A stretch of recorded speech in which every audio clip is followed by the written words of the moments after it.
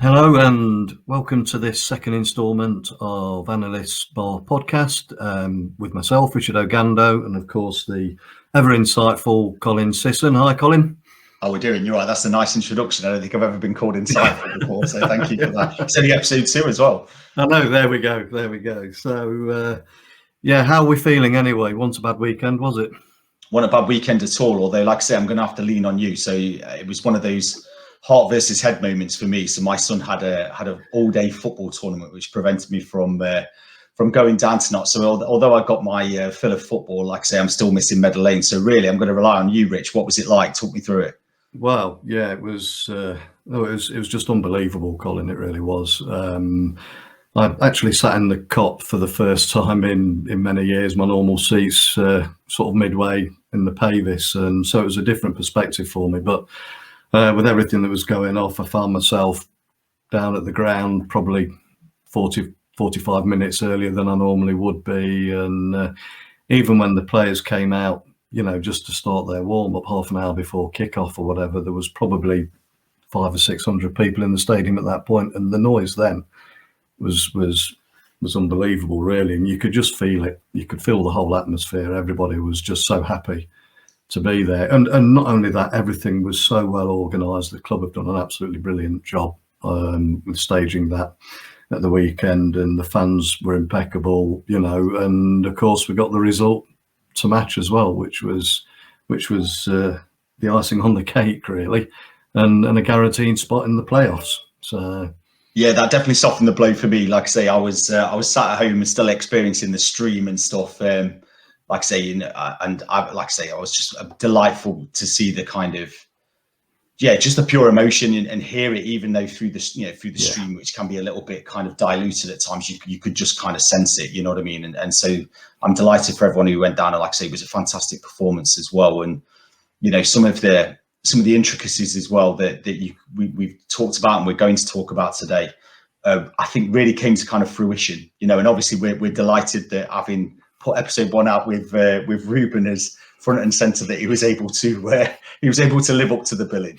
Yeah, which he's done for a couple of games, which is great. So, but there were quite a few standout performances in that game on Saturday, and if you look at it from an analytical viewpoint in what we're trying to do with this, it's easy to look at the likes of Ruben and Calvin Miller, the flair attacking players and what have you. They're the ones that are going to stand out. But there were some absolutely fantastic performances right across the team. And I was particularly impressed with Adam Chickson again, who just, I don't know where that player was at the beginning of the season, but we were having this conversation earlier, and technically, he's just really, really good at this level for us, and he's brave.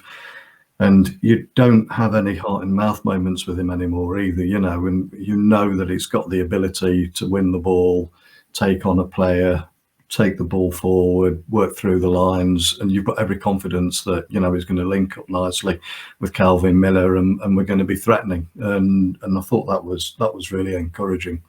For sure. Yeah, I agree with you completely. Like I say, you got to see it absolutely live and stuff, but even sat at home, particularly the left and right hand side, of the central three in defence were something else.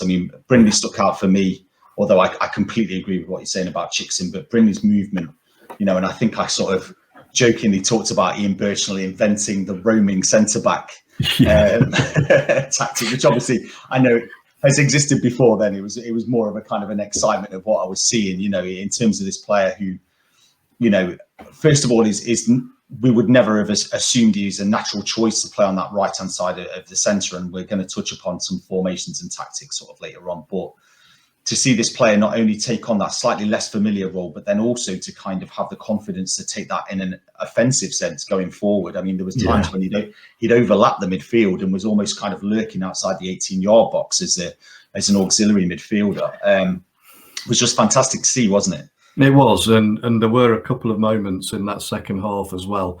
Like I say, it was a relatively new experience for me, being in the noisy end of the ground, and there were a couple of occasions where he was bringing the ball forward, and it was just like the parting of the Red Sea for him, and it all opened up for him. And 5 or 6 seconds later, you'd got people in the cop, screaming, "Shoot!"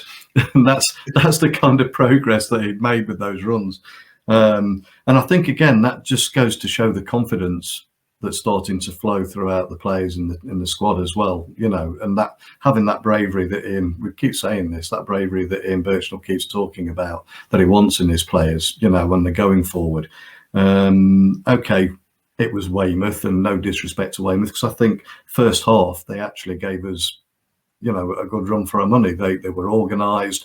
They could play a little bit of football themselves. Okay, they've not had the best season in the world, but considering, it was a first season for a while for them at that level and what have you. But, in the first half, I was relatively impressed with them. But once we moved up a gear or two in the second half, they were at 6s and 7s, unfortunately, or fortunately for us. But how it wasn't 6 or 7, I don't know. Like I say, I think it was another indication as well is, the footballers on the pitch were a great indication, and the opposition were quick to take to social media as well to comment about how they saw Notts, and kind of the goalkeeper particularly was very complimentary about Notts' performance and attacking stuff. And I think that's probably as much of a useful barometer, quite an honest one as well, from because as we know from talking about it, obviously we like to look at the data and the statistics, but it's really hard to look at that when you're looking at your own club and your own team. And sort of understand it with the kind of the passion and the excitement that's growing game by game, really. So that for me as well is another indication of where Notts are currently, and hopefully it's a great sign to come. No, definitely. And just touching on that as well, it's important that people understand. I mean, from my point of view, the last couple of years, I've spent so much time, delving into the spreadsheets and the data and the stats and everything else as well, that people might get the impression that that's what you do when you go to a game as well. But I'll tell you now, whenever I'm watching the stream or whether I'm at a game, anything to do with the stats, right, other than just posting something at half time, just the main match stats, I've got no interest in that at all, because I'm 100% a fan and a supporter, and and I'm up and down off my seat and shouting like everybody else, and it's not until the dust has settled a bit and you can sit down and think, right, okay, let's have a look and see what we think really happened. And but it's great to see, and let's hope that the momentum that we've got now, keeps us moving in that right direction over the coming games through the playoffs for sure. So just moving on then, what I'd like to do is first, for those of you viewing, just want to say thank you for taking the time to watch the first episode. Both myself and Colin are absolutely overwhelmed by the amount of support that we had straight away from a lot of you, and that means a lot to us. That's from the heart, it really does. But more important than that is that this podcast that we're doing is about being able to analyze what you guys out there want us to have a look at, what you've got an interest in as well. So we need you guys to be letting us know what you want us to have a look at. You can do that by leaving a comment on the YouTube page here, or you can connect with us on Twitter. You can do that through the Analysis bar Twitter, or you can do that personally with myself through the Not Stats, or through Colin's Twitter as well. And the more people that we get having some sort of input into how we form this podcast moving forward, the better, really. Because we want to make sure that the content's interesting and it's relevant, and we can only do that with you guys and your input and help. So that's important to us. And just with that in mind, after the first episode, going through the comments, there was a really nice comment from Elliott Burrows, and thanks for those kind words. But he suggested it might be interesting if we could provide some insight into Ian Burchnall's teams, especially now since he's been at Notts, and maybe have a look at a little bit of the background behind him as a coach as well before he got to Notts. So what do you think, Colin, at the moment?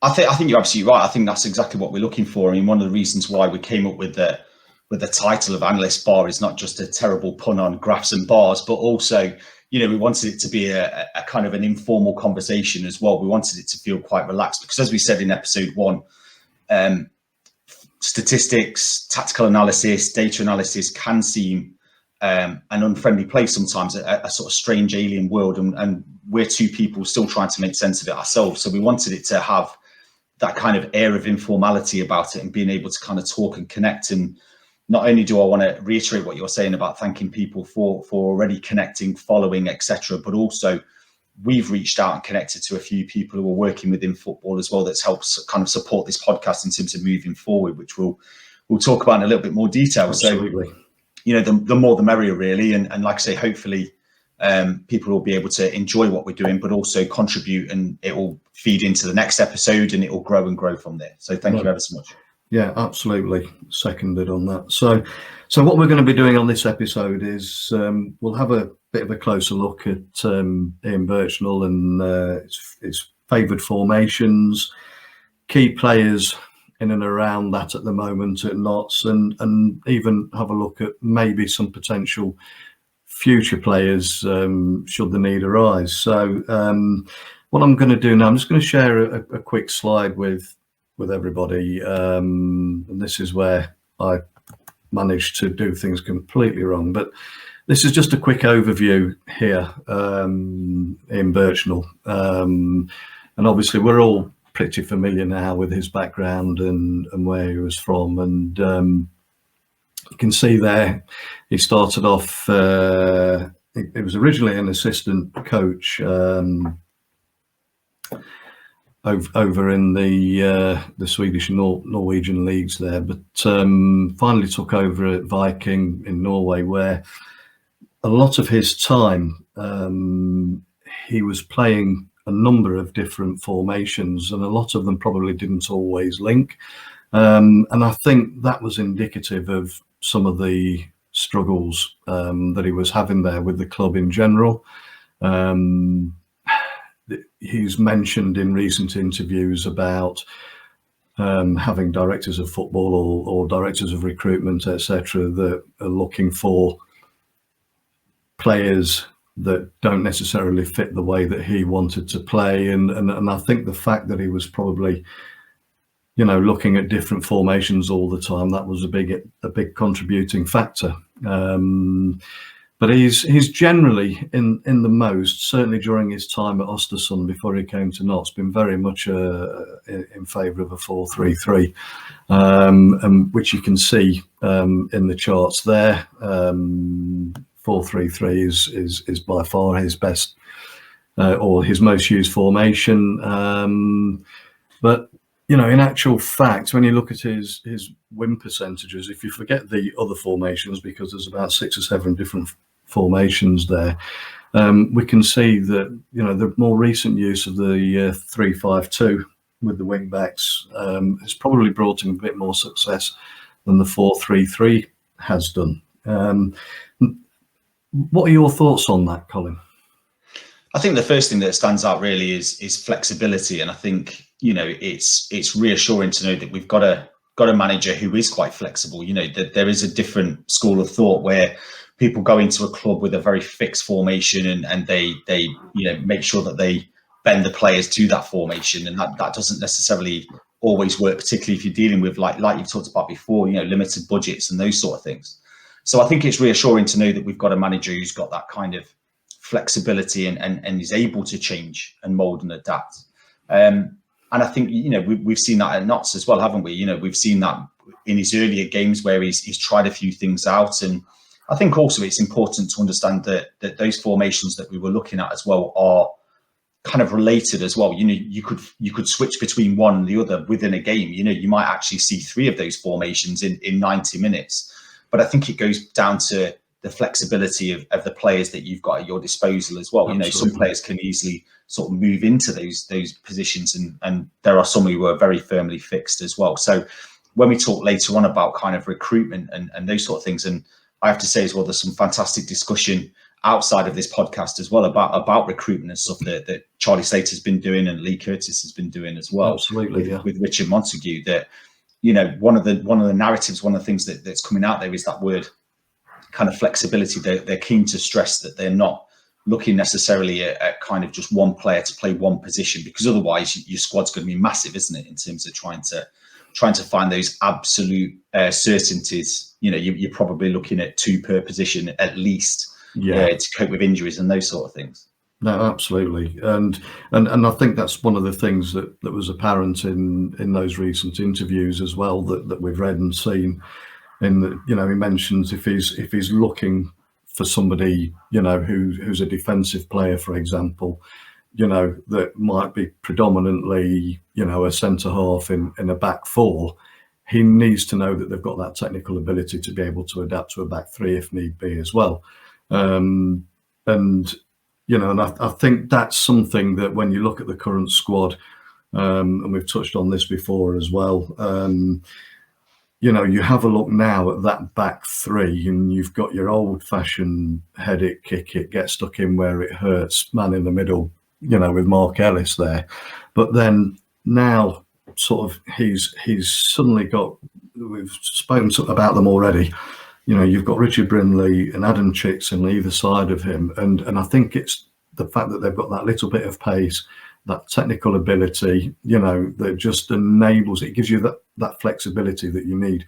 But the great thing is if that 3-5-2 isn't working for us, it's easy to drop back into a back 4 again. And it might need a little bit of a change here and there. But when you look at, you've got the likes of Conor Rawlinson, you know, on the bench, who could just slip back in there, and then all of a sudden you've got a natural back 4 there. Or easily with someone like, you know, Kelly Evans. Richard Brindley's played centre half before, so you could even drop to a back 4 with Dion Kelly Evans dropping back to a full back position from his more advanced wing back position or wing forward. It does give you that flexibility for sure. Sorry. I think I think it also puts the pressure on the opposition. You know, this is the other point that we need to understand, is that if we've got a team that is that flexible and that fluid, and quite clearly we have got those players in place, and again, credit to Ian Burchnall for giving the players those confidence to play in those slightly less than natural positions, but giving them the experience and having the confidence of trying that. It puts the pressure on the opposition to go, okay, well, we've changed our shape. What are you going to do? And some of those teams are very one-dimensional, because again, their recruitment has been limited. They haven't quite got the funds that we have at our disposal. So they may only have 1 or 2 shapes that they're particularly familiar with. And so suddenly what you're able to do is attack in a slightly different way. You're able to kind of defend slightly more successfully against particular threats. And it puts the opposition in a very difficult position. It either forces them to try and do something quite rash that maybe they've not tried and tested very often on the training ground. So suddenly they're going, okay, well, we're going to have to adapt to this particular shape. We're either going to match you, and we're going to suddenly start to force a player to play in a position he hasn't played for a very long time, or we're going to resort to a different style of pass. So if they're a particularly direct side, are they suddenly having to go short? And then suddenly that's where the errors happen, because they're not quite used to going short. They haven't quite got the players to go short, and they're suddenly starting to lose possession in key areas. So I think it's really important to look at tactics and formations and shape, not only to kind of look at and celebrate knots is what we're here to do, but also the benefits that it can have on putting the opposition a little bit of a, because you imagine being an opposition scout looking at knots, you know, and going away from a game and seeing them change shape 3 times. You've got no real clear viewpoint. You can go back to your side and go, listen, I think they're going to play this, and I think they're going to do that, because it's so fluid that actually you'll go away with more questions than answers. No, definitely. I mean, I was just looking back, and if we take the Hornchurch game out of the equation, Ian Burchnall's first formation, the defeat at home to Aldershot, was actually a 4-3-3. And it was very quickly after that the 3-5-2 suddenly started to take shape. And again, we've talked about this before, and everybody's aware of it. And if you go back to when things were starting to go a little bit awry for Neil Ardley, and then there was that player meeting. Immediately after that, all of a sudden, we changed from playing a 4-3-3, a 4-4-2, a 4-2-3-1, or whatever that Neil had been doing, and we suddenly started playing a 5-3-2, and with it sometimes being a 3-5-2. But because with Neil, and it seemed to be a little bit more defensive. So it tended to be more of a 5-3-2 than a 3-5-2. But the players themselves seemed to perform better in that 5-3-2 formation. So it does sort of beg the question, well, is that because those players are better suited to that style of play than they probably were a 4-3-3? Because last year when we were playing a 4-3-3, you know, we were having a lot of success near the end of the season. But I think there are two very key reasons for that, which I'm sure you'd want to pick up on as well. And I know what my thoughts are, so I was just wondering what you might think the 4-3-3 has been a struggle for us this season compared to the back end of last season. Well, Cal Roberts is the front and centre one for me, first of all, but also Wes Thomas as well, which is a kind of less talked about issue. I know Lee Curtis has talked an awful lot about it, you know, on Magpie Circle podcast and those sort of things, and I completely agree with what he's saying there, that you've got a threat on one side of Kyle Wootton, who can play centrally, but also seems quite natural to be able to kind of play out wide as well, can almost play as a traditional winger if necessary, and also has that experience to lean on as well and find those spaces. I mean, the amount of times that he would just sort of pop up in those pockets and exploit them. So if you look at either side of Kyle Wootton, to lose, you know, Wes Thomas, to lose Cal Roberts as well to injury, you've suddenly got a less natural 4-3-3, and you're starting to look at, with no nastiness meant to those players who have come in and tried to play 4-3-3 on the either side of Kyle Wootton. They're just not quite of the same caliber. No. You know, Ruben himself, you know, who we've waxed lyrical about, I think everyone would accept that he's probably much more of a threat centrally than he is out left, even though we talked about in episode 1 that he has played out there previously. So I think there's some of the reasons why I could understand Ian Burchnall coming in. And let's face it, if you go into any job in any profession, you want to do some of those things that feel quite familiar, and you rely on those things that have been successful. But also credit to him for being flexible enough to recognise that although this might be the future shape going forward, with a recruitment window completed, for example, he was sort of reflective enough to understand that isn't quite the direction to go in just yet. No. So at this moment in time, when we look at the squad of players that we've got now and the success that we're having with this 3-5-2, and I know it's really difficult to pick out individual players. For you, what are the key things that have really sort of improved the team and the performances in that formation since they've seemed to have got to grips with it? Well, I think, like I say, we've seen Ruben flourishing, and like I say, I don't want to go over too much of what we talked about with episode 1, but he's flourishing in that centre and playing those kind of short passes and being able to do that. But I think we also need to give credit to the central midfielders, because he's got to get the ball. You know, someone's got to get him the ball, and one of the problems I think in either a 3-5-2 or a 4-2-3-1 is that player who's playing that slightly more advanced role needs the ball.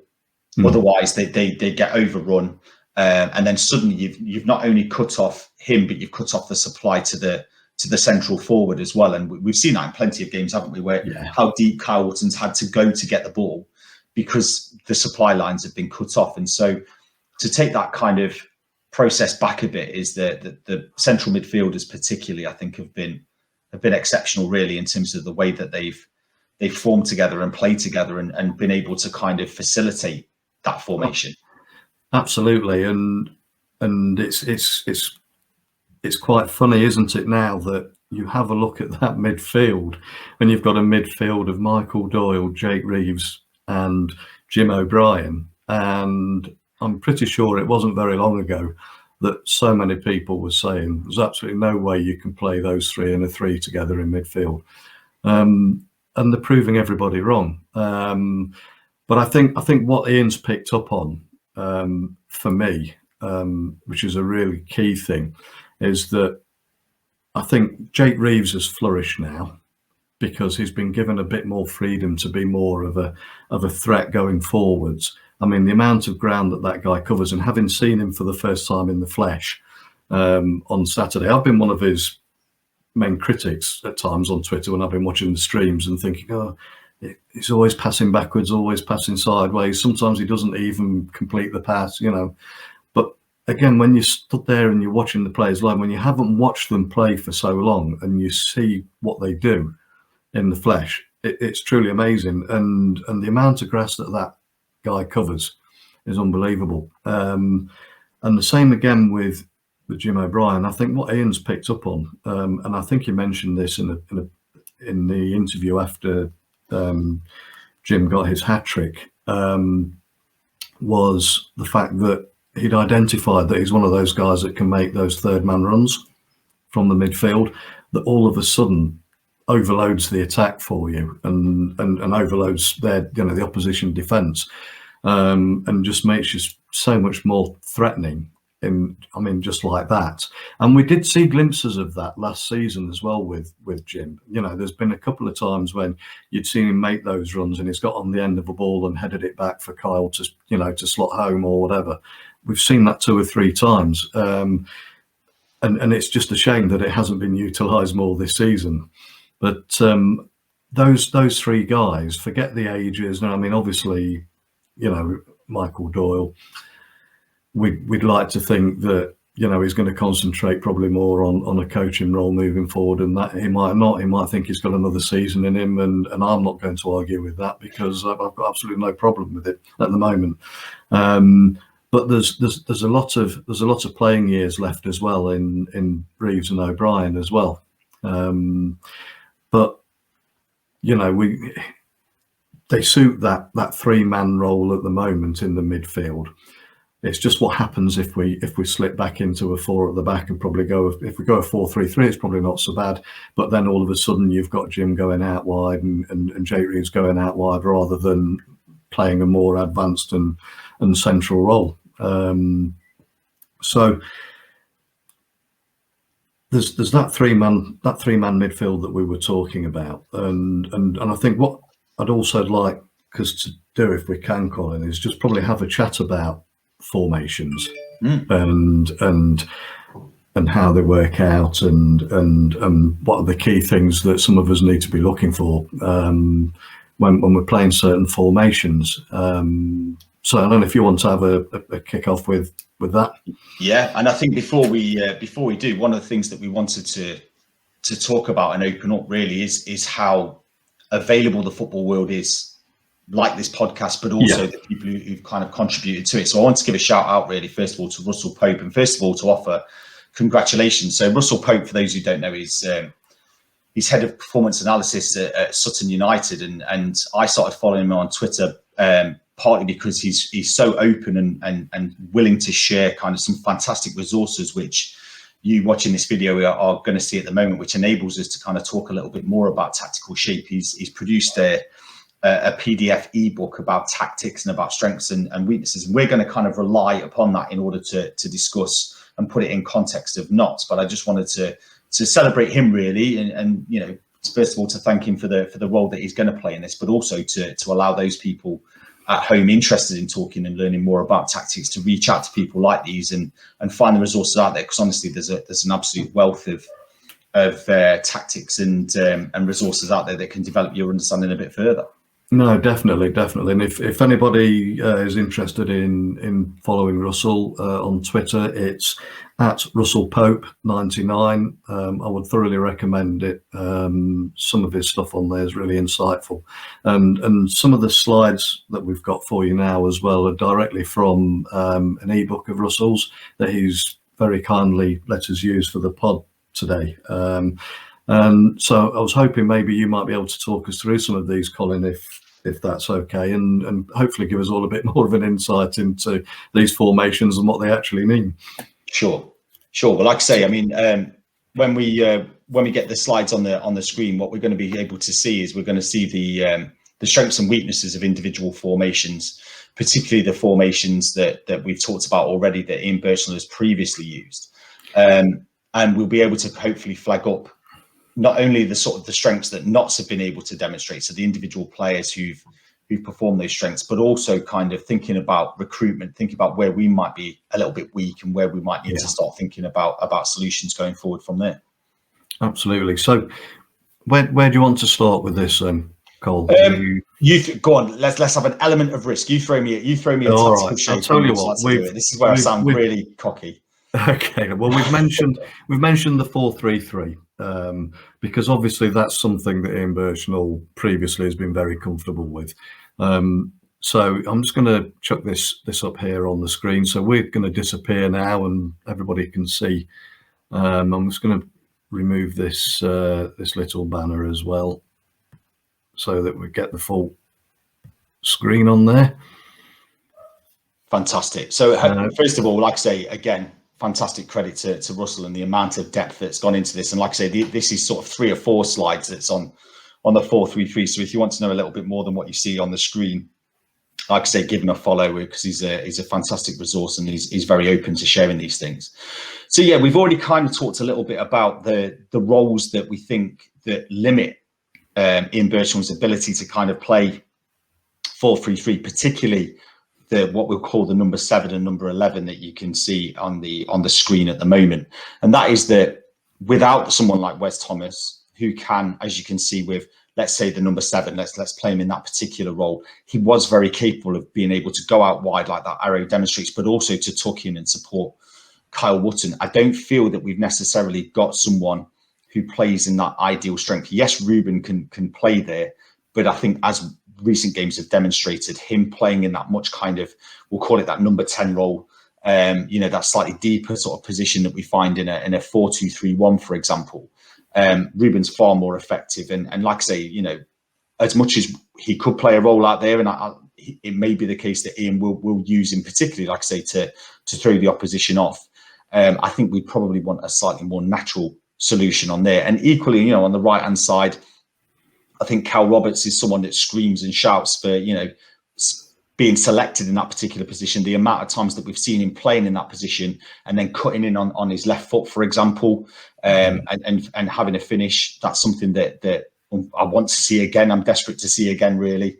And I think, we've also looking at some fantastic players as well that we probably haven't mentioned. So like I say, Jimmy Knowles can play in these roles, but maybe not necessarily consistently. I seem to remember Maurice Ross talking about kind of how, he just needs to develop that experience and develop that understanding of the role particularly. And I think also, Enzio, who I'm a fan of, and I think, like I say, we're starting to see some really fantastic elements of his game again, as his confidence or he recovers that confidence in his positional sense. But I think, whereas we're really used to seeing him going on the outside, Enzio coming inside, and I don't mean cutting in to shoot, because again, that's something that he's very good at, but actually kind of coming more central and playing more centrally, receiving the ball off this central 3 is not necessarily a strength of his that allows him to be an automatic choice in a 4-3-3. Would you agree with any of that, Rich?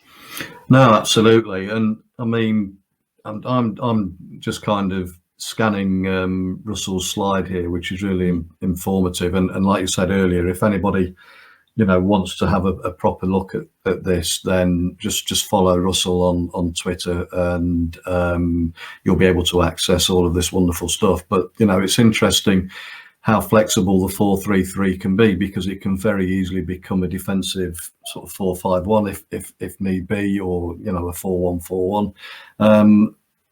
But it also allows you to jump into that 4-2-3-1 formation that we've seen in the past as well, that seemed to serve us quite well for a few games early on in this season, before obviously all the issues with COVID and everything else hit. And that's what I kind of like about the 4-3-3 is its flexibility, and I would imagine that's something that Ian Burchnall obviously sees in that formation as well. So yeah, I mean, from my point of view, it's an obvious route to go down. It's a comfortable formation to play if you've got the right players to play there. The problem is, and again, one of the weaknesses, just like you've mentioned, if you've got players that are comfortable in a 4-3-3, but then can't adapt to changing slightly, if you've got somebody who's been playing out on the left, it's all right if it's Ruben and you suddenly decide to change to a 4-2-3-1 and you need somebody in that number 10 role, then you've got a Ruben who can jump in and do that. But if you haven't got a Ruben Rodriguez, what happens then? So it becomes quite dysfunctional. I think also there's the load on the number 9 as well. Kyle Watson particularly, in this particular formation, if you can almost see even with the arrows, how much space he might have to cover in order to receive kind of shorter balls and stuff. And you can see from, the number 7 and the number 11, who can sometimes be quite wide, is that it relies on those two players to get really good passes into him, or maybe over the top, or maybe finding those gaps through. But if that's not coming off, the number 9's got to work incredibly hard to try and get some of that ball. And sometimes the ball that they do get, they're incredibly deep, almost in that number 10 position. And then you need the awareness of the 7 and the 11 to kind of almost come inside to become central strikers. And again, if you've got, you can go through the stats, you can go through the data to find anybody who's fantastic in that 7 and 11 role. They can go out wide, but you need someone also, again, going back to that word flexibility, who can also tuck in and be a threat centrally as well. Otherwise, like you've said, the whole structure kind of collapses a little bit. Yeah, absolutely. I mean, that 3-man midfield as well, if we talk about the three guys that we've already mentioned, in the current formation of the 3-5-2, can you play all three of Doyle, Reeves and O'Brien in a 4-3-3? I think you can. And I think the other thing about it is that you particularly looking at the number 6, I mean, my natural choice would be Doyle, really. Yeah. And maybe that's an unfair kind of bias about his age. I mean, like I said, we're very similar ages, and he's putting my levels of fitness to absolute shame. But the fact that sitting him deep perhaps maybe is that little bit of bias and thinking, has he got the legs? But actually thinking about those stats put out by Vanarama and by the National League about his forward passes, we start to think, actually, do we really put him that deep? Because really, if he is getting the ball forward into the opposition half, maybe actually we need to play him as the 8 or the 10. And then I think Jake Reeves becomes a player who you would put as that 6 in terms of the flexibility. So, like I say, I think the players that we have got are capable of playing in there. The only thing that I would say is, again, the 8 and the 10, or certainly one of the two, has got to be quite offensively minded, and they've also got to have a lot of energy in the tank. Yeah, and I'm not saying those players do not have it, but that's a lot of expectation on that midfield. In terms of, you might have to carry the ball, you might have to dribble the ball, particularly if kind of, your 11's tucked in a little bit and you're running diagonally, if you like, as the number 10 off to the right hand flank. So I think when we're looking at players and when we're thinking about the 4-3-3 as a potential formation that we might settle into, we might need to start to look at least one more midfielder who's got legs, who's got that kind of dribbling capability, as well as obviously the passing quality that you need to keep this formation successful. Okay, no, that's great. That's great. So I think what I'm going to do now, I'm going to flick over now. The game's changed a little bit, and we're having to reshuffle a bit, and we're having to move to a 4-2-3-1 now, Colin. So just talk us through this. So 4-2-3-1, I think the first feature to look at is what's called a double pivot. So the two central midfielders, your 6 and your 8. And I think that is where success and failure is in this formation. Because if your 6 and 8 are reliable, their pass completion's really good, they've got that ability to go short and long, then what they do is they feed the other parts of the formation. If they start to struggle, if they don't have those elements of the game, then you're essentially starving your attacking half of the ball, because they're not getting it off the back four and they're not able to kind of put that ball forward. And like I say, thankfully, we do have some midfielders who we can pair up, who have got that ability to kind of keep the ball going, to keep recycling the ball. And I think it goes back to one of your earlier points about frustrations with Reeves. And like I say, I felt the same occasionally on particular games that I can think about. But I think sometimes that's not down to Reeves himself. He's recycled the ball, but somebody else hasn't really used it. So it feels like a kind of lost ball as well. So there is a responsibility on that back four as well, which we can see with those lines. But this is one of those formations that, again, if your central two in terms of the midfield aren't working effectively, and they are going to have to work very, very hard, then again, the amount of players that this get, the offensive players that get cut off can be quite catastrophic, I think. No, absolutely. I mean, you can see just looking at that chart there, the amount of work that's needed from your fullbacks for starters, because there's a lot of grass to be covered there, as well as your 6 and 8, as you were saying.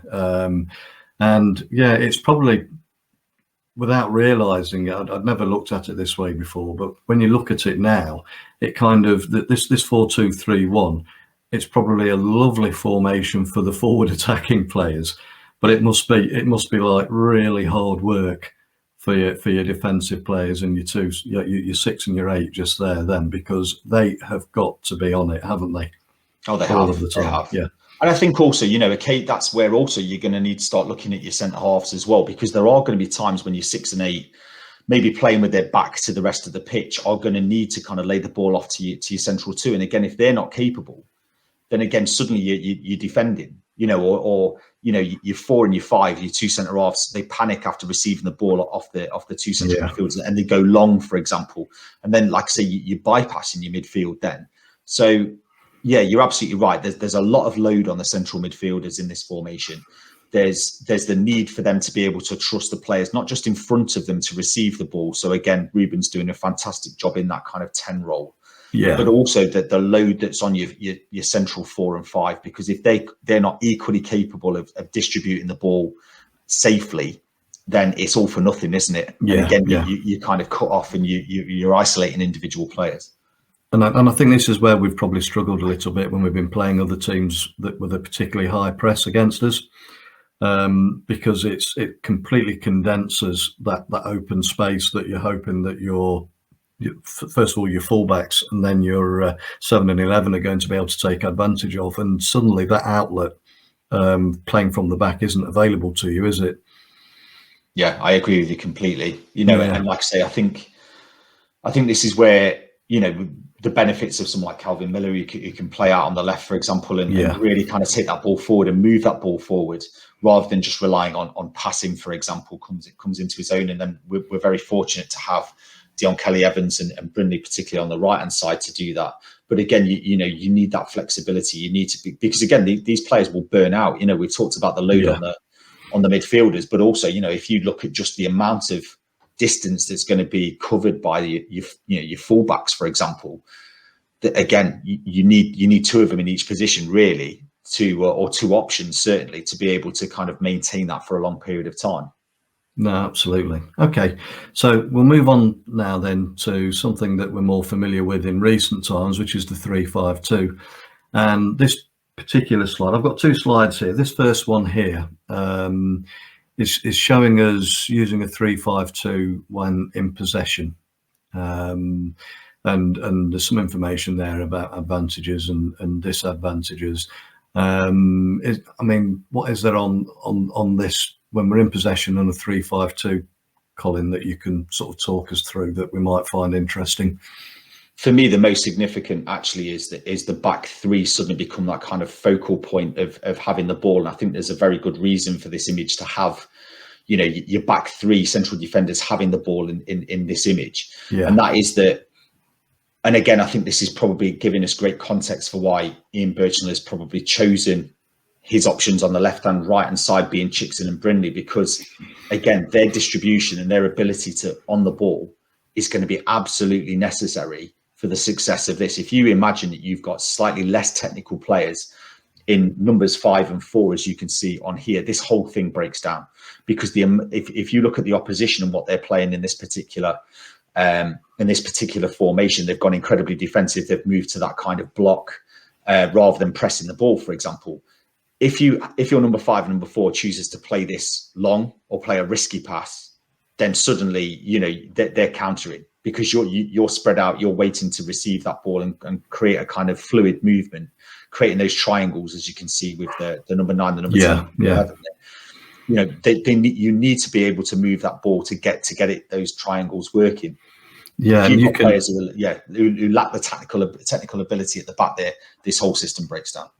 Yeah, and it's interesting because when Ian Burchnall first came to Notts, everybody was sharing the video of him taking that training session, And so you've got a good insight into how he's obviously coaching the players at the moment, and looking at the way he was telling the guys he was coaching the position he wants them to be in at every phase of the play as they're taking that ball through the lines, and the triangles that he was trying to draw on the pitch, if you like, with the players at every single phase was really interesting. And you can see how that methodology kind of really lends itself to this formation when you're in possession and wanting to attack. And I suppose that's the really pleasing thing about what we've seen over the last few games as well, now that it really seems to have sort of clicked into gear, is that we've got players in the squad that are quite comfortable on the ball and able to do that. And I think if that continues, it suddenly puts you on a different level, you know, as well to your opponents, certainly as we're going into these playoffs. Because there's something about Notts' play now that we didn't have the last time we played Hartlepool, for example, or even when we played Torquay. And although we should have beaten them and they got that late equaliser, you look at the team now compared to even then, you know, there's another step up. And I think that's what's quite fascinating about how he's doing the coaching, and the little clips that we've seen as well, that the club have put out of training. You know, it almost mimics the video that we've seen of him elsewhere giving those coaching, those training sessions. So no, I found that really interesting, I must admit. So that's with the 3-5-2 in possession. If we move on now, so this is what happens when we're out of possession.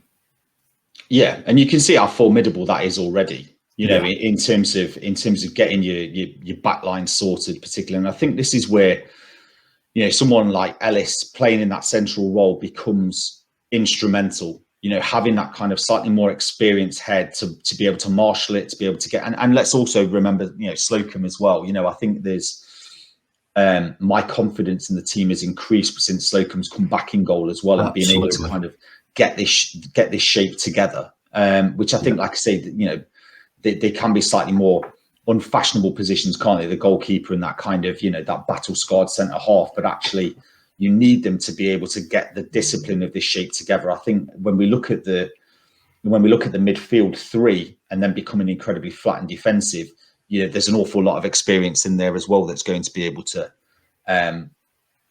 be relied upon. You know, you can almost hear Michael Doyle in that formation, screaming and shouting and being able to kind of get players into their positions, and as well as sort of, you know, your Reeves and your O'Briens being able to manage that as well. So there's an awful lot of discipline, I think, that goes into this shape, and helps Notts become a little bit more defensive minded and a little bit more kind of stronger. And I think this is perhaps where we have that kind of debate around Conor Rawlinson that we've talked a little bit about already. Now, I'm a huge fan of Conor Rawlinson, and out of position, I want Conor Rawlinson to be that number 4, as we see, if we imagine that I don't know, Ellis is perhaps being that 6, because again, his height and his strength on that back post, which I think can be a little bit exposed if he's not on the pitch. You know, no disrespect to Brindley, for example, someone who, you know, he's very good offensively, but that can be a little bit of a question mark.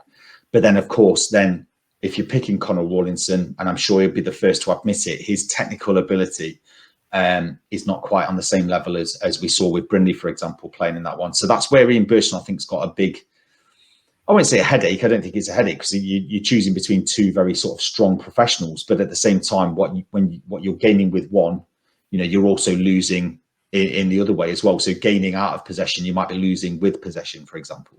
No, absolutely, and it goes right back to what we were discussing earlier on in the pod, about the flexibility and having players that have got that ability to adapt to a 3 at the back or a 4 at the back, because the game's fluid, as Ian Burchnall has said in interviews. And, you know, the 3-5-2, you know, may not be working for us against a particular team that have sussed it out and we're struggling or whatever, and we need to go to a 4-man, you know, back 4, to then know that to do that, we've got those options that we mentioned earlier. You've got Connell, who can drop in there if need be. You've got Dion Kelly-Evans, who can drop back to that right fullback position, and Richard Brindley can then step inside as a centre half, as he has done in the past. But I think if you're going to go down that route, then you'd probably swap out one of Richard Brindley or Kelly-Evans for Connell Rawlinson, if you're going to go down that route, for sure. So I suppose that kind of, when we've been looking at these formations, and thanks for that input there, Colin, because that was really interesting and insightful, and hopefully, that some of the people watching this have found that, of some value as well. I'm sure they will have. But it kind of takes us back again to looking at moving forward. We've got the squad that we've got now. This season isn't over with yet, and and there's a lot to be played for still.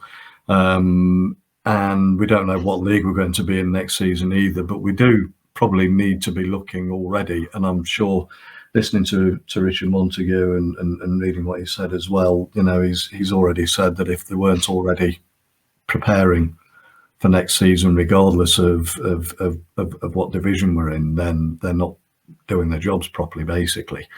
So, we were going to have a look at that three-man midfield again, weren't we, of Doyle, Reeves and O'Brien. And, if we lose Michael Doyle, for example, or we don't have a Jim O'Brien or a Jake Reeves for next season, where do we kind of go from there? Who do we look at? Well, I think also another name to throw out there. I agree with absolutely what you're saying about the question marks over those midfielders, but also going back to Ruben as well. He could be recruited by somebody else as well. And as we talked about in episode 1, where do we find another number 10, to use that phrase? Where do we find another one like him? And I really don't think at our level there is a very easy replacement for that as well. So that could also kind of change the thinking. But I think the first thing to point out is recruitment is an incredibly hard business, and is one that obviously is very kind of cutthroat. But one of the things that I'm delighted about is not as, from what it sounds like from what Richard Montague was saying, how intensive it is. I mean, I remember, and I'm sure quite a few people listening to will remember this as well. I remember Charlie McParlin taking over Notts and actually admitting to the local papers that we didn't have a computer. I mean, how about that for a bit of a transformation, that we've gone from a club that didn't have a computer when, frankly, everyone had one at home, even in those days, to suddenly, having a really in-depth recruitment team that's both located within the club, but also is working remotely as well with Football Radar. I'll talk about some of the resources that I've used to think about kind of potential. I mean, like I say, this is a little window into my life and not necessarily a positive one. But I search for the words retained list on Twitter on a daily basis, and look through the clubs that are offering contracts to players, but maybe they've not necessarily been accepted, or players that, clubs have made those decisions to release players, because I think within there can be some solutions to some of the problems that we've talked about, or some of the recruitment issues that Notts, I'm sure, are trying to look to solve. One of the things that we've touched upon briefly is the types of midfielder we would probably need in a 4-3-3, for example, if Ian Burchnall was going to go to that. And one of the things that I think we need to look at as well is perhaps, and this is not a criticism of the current midfielders, but I'm just thinking about who do we need in order to recruit. We possibly need a replacement for Michael Doyle, should Michael Doyle make the decision that he wants to step into coaching full time, or maybe that he wants to roll back some of his playing responsibilities. But also maybe starting to think about a slightly different type of midfielder, central midfielder that we've got already, someone who I think can make a few more offensive runs and being able to kind of get up and down the pitch a little bit and perform that kind of fluidity that a 4-3-3 will probably need. But I want to emphasize, this is not an easy thing, and it's certainly not an exact science. I mean, we're working on some really good data that you've been able to get hold of in terms of kind of Y Scout. We've used Transfer Market as a website to look at, players who are out of contract, for example. But it's not an exact science. But we've identified a couple of players that we wanted to look at in terms of and compare them like for like with what we've already got in the club. And first of all, I use that almost as a celebration of the type of players that we have got, because there's some very, very familiar skill sets, and it's been quite hard to think about how do we go about replacing players with such really good standout features. No, absolutely. So if we look at the obvious one then for next season, for starters, Michael Doyle. Yeah. Is Michael Doyle going to be playing for us next season, or is he going to take a back seat and concentrate more on the coaching? Let's say he is. I think you've identified somebody who's. I believe he's going to be available at the end of this month. He's not at a level that makes it an impossibility for a club like Notts to recruit. He's still young, but with some, even at a young age, got some Football League experience in Ben Stevenson. Yeah. And like I say, there's a lovely kind of romance to it as well, with the Coventry City links as well. Yeah. A Leicester lad as well, I believe. He was born in Leicester as well. And again, that's me perhaps applying my own kind of criteria as well. Like I've talked about in episode 1, I think Notts as a club have got, and understandably they're keeping that quite secret about what they're looking for specifically. So some of this has been me applying my own kind of expectations and hopes really with Notts' recruitment, but also thinking about those things that Richard Montague has said about, bringing players in of the right sort of age who can come in and do a job now, but also can either bring the club on and develop them, but also develop themselves as well as to possible sellable assets. But yeah, so Ben Stevenson is at Colchester.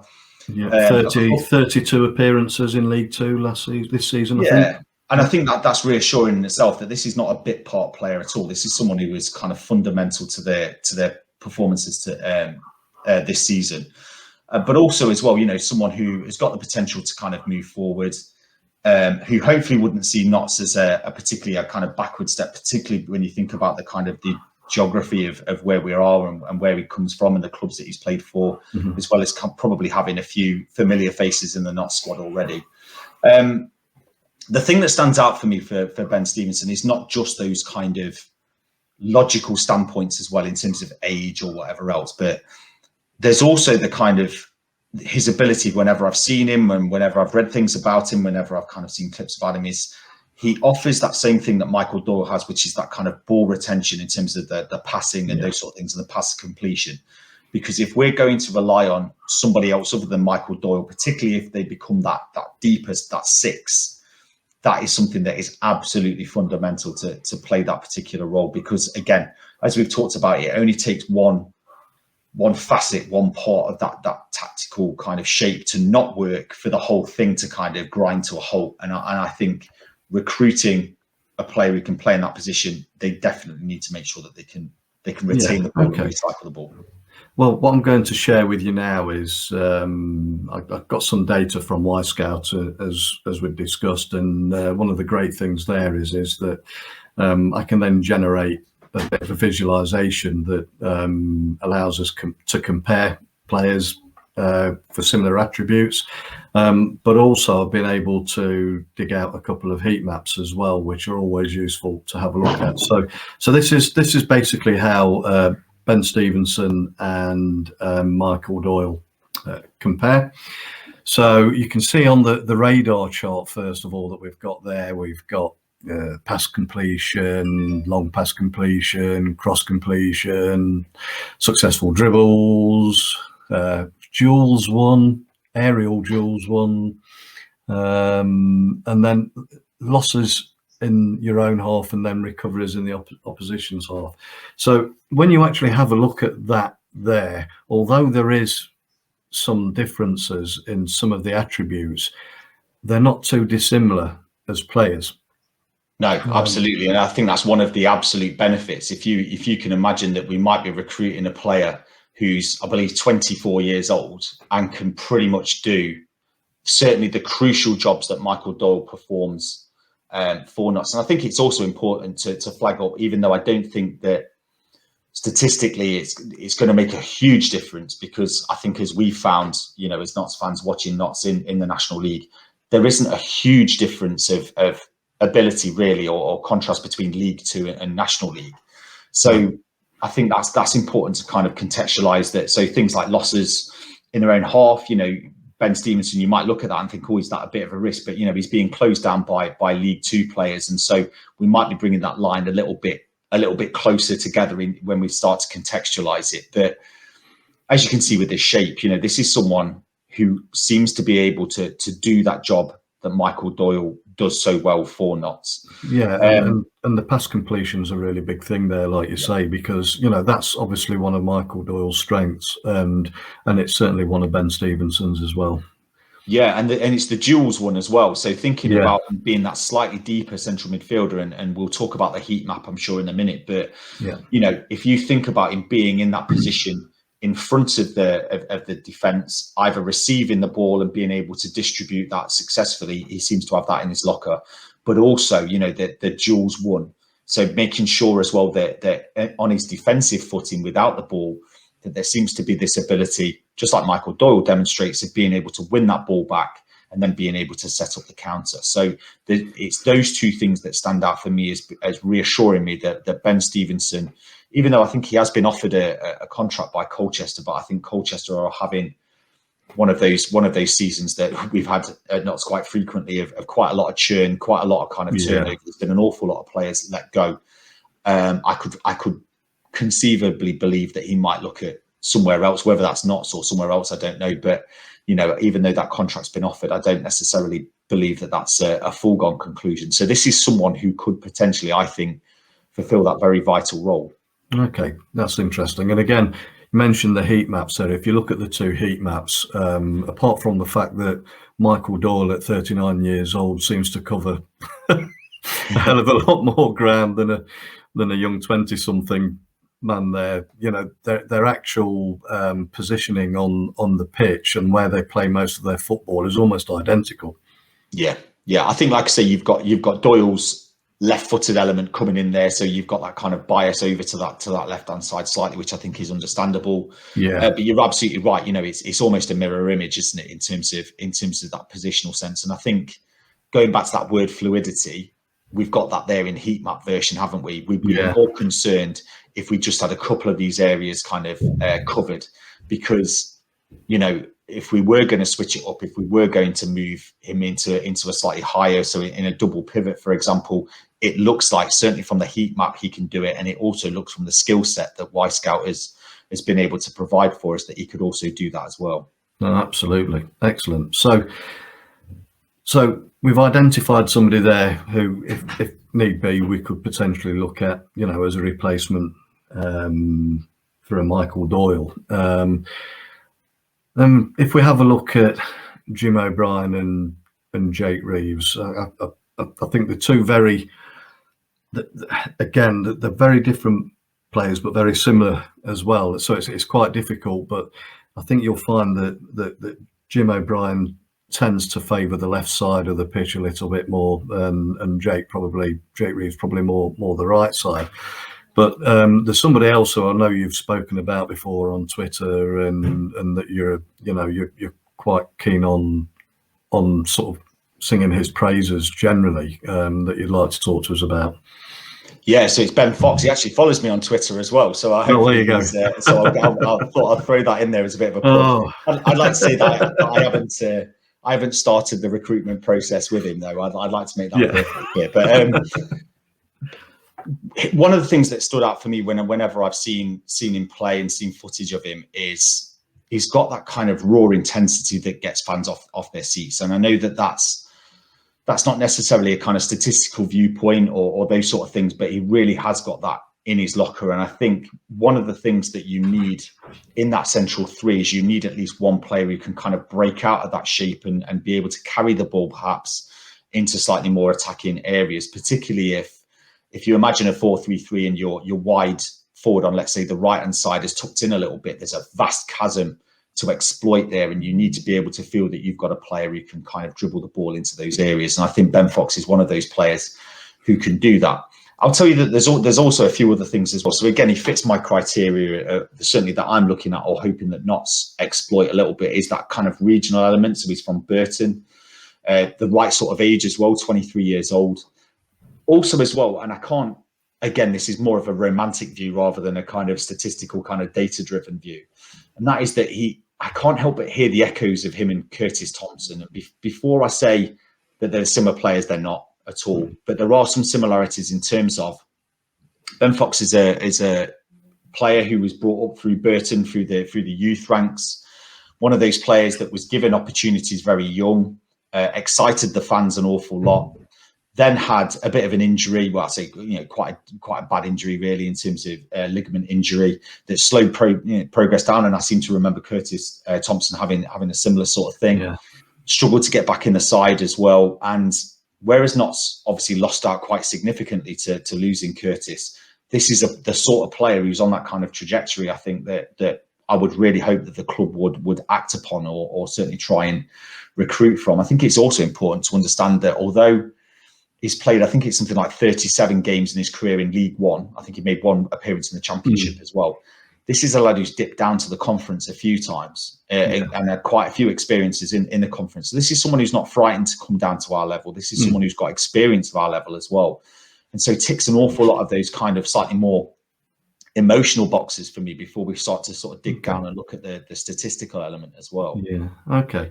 Well, what we'll do is, because I've done the same again this time, comparing him to Jim O'Brien and then with Jake Reeves, and we'll just stick this up first. So this is the Jim O'Brien comparison, and again, there are a couple of things that really stick out depending on where your eye's drawn to on this slide here. But he's not quite hitting the same sort of levels as Jim is with cross completion, although he does seem to spend a lot of his time down that sort of right wing. But again, his pass completion is right up there, the same as Jim's is. And he's actually stronger when it comes, or as strong as and a bit stronger when it comes to duels and an aerial duels one as well.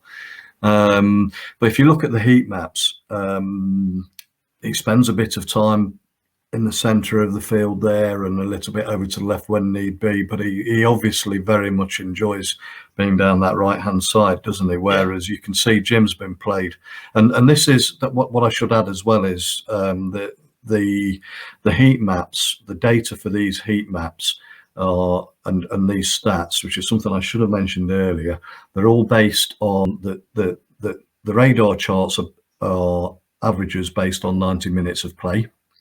So it's this season, every game they've played, and how that breaks down over 90 minutes. And again with the heat maps, so it goes to show you the different positions. Just moving away from Ben Fox a little bit, that what's been asked of Jim O'Brien over the season under different managers as well. And I think that's important. That's important to say. Like you said before, I think it was after Jim scored the hat trick, and talked about kind of his own data and in a kind of slightly defensive sort of tone, which I fully understand, because I think he has come under some frustrated criticism a little bit. I think the data bears out what he's been trying to say, that he's been working incredibly hard for the team, and I think the heat map is probably one of the best demonstrations of that. I think to contextualise my choice around Ben Fox is I see him very much on that right hand side of a central three. And I think also, as I was saying previously, that if you've got a player like Cal Robertson, that 4-3-3 on the right-hand side, and obviously we're all desperate to see him back on the pitch and doing that role, I think there's an awful lot of space down that right. So what I'm hoping for is that Ben Fox, although he might be sort of starting off centrally, will be able to exploit that right-hand side. And I think what reassures me with that is his pass completion. So even though, as you can see on the heat map, he's not been used very often in that kind of central role, being on that slightly right hand side of it allows him to use that experience that he's got down the right hand side. But that pass completion, particularly when you consider that this is someone who has played League One football as well, so sort of the challenges of pass completion, playing, and performing at that level is also quite reassuring. But like I say, I think equally it's good to celebrate what Jim does on the field as well, with seeing just how difficult it probably is to find someone who may have to replace the things that Jim provides to Notts.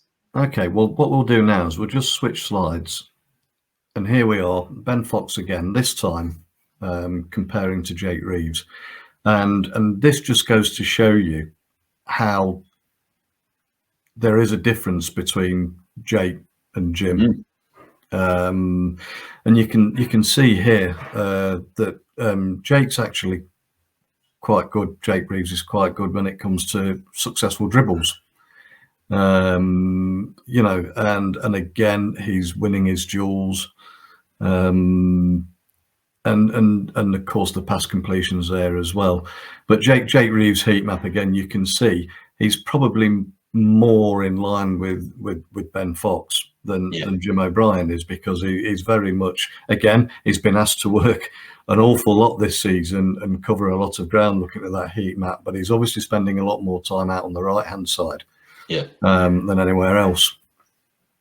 Yeah, I agree. And I think, that also reminds us of the balance that's created with with Michael Doyle and with Jake Reeves, so whereas we saw on Michael Doyle's heat map a slightly more dominance over to that left-hand side, we've got Jake almost mirroring that on the right-hand side as well.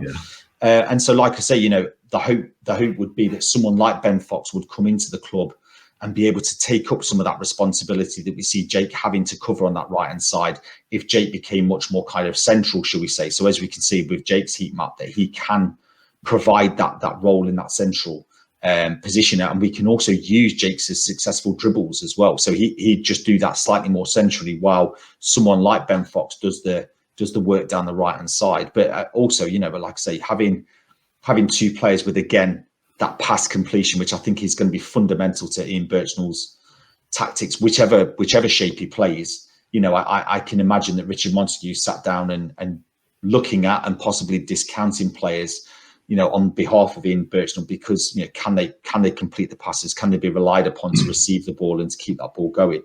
So I see him as a potential solution, particularly, but also someone who we can develop. So bring him slightly more centrally into that central midfield. But also as well, use some of the fantastic standout features that he's already got.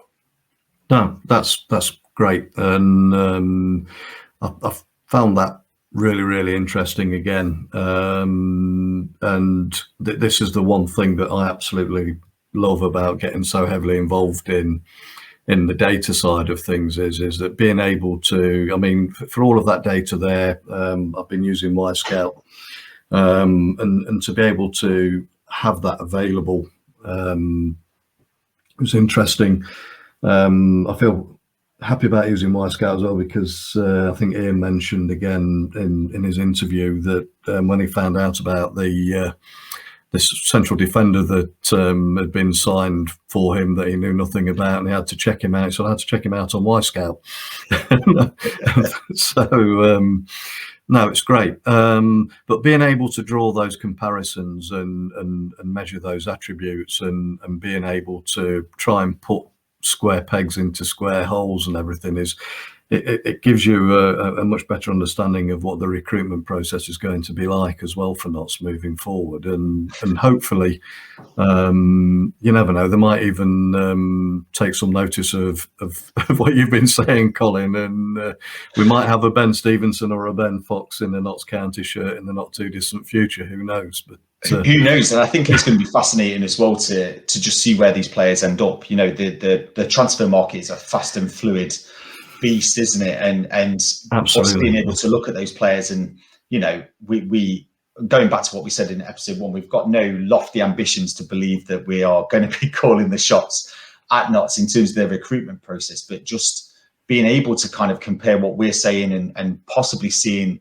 other clubs feel similar things, whether Stevenson stays at Colchester, whether Ben Fox ends up somewhere else, being able to kind of follow their journey and see where that ends up is as fascinating as if it came to fruition for Notts. But also I wanted to thank you for providing the stuff that you provide with Y-Scout and looking at the kind of the data and stuff, because again, it underpins some of those things that you may feel with the naked eye, but like I say, really without the data, it can be a little bit biased, and it can be a little bit kind of emotional, as talked about as well. So the role that you play as well in being able to being able to kind of rationalize some of the feelings that I have about players is really important. I think it's also, important to understand that what we're doing here is probably a very small echo of what's going on in clubs up and down the country. Of course.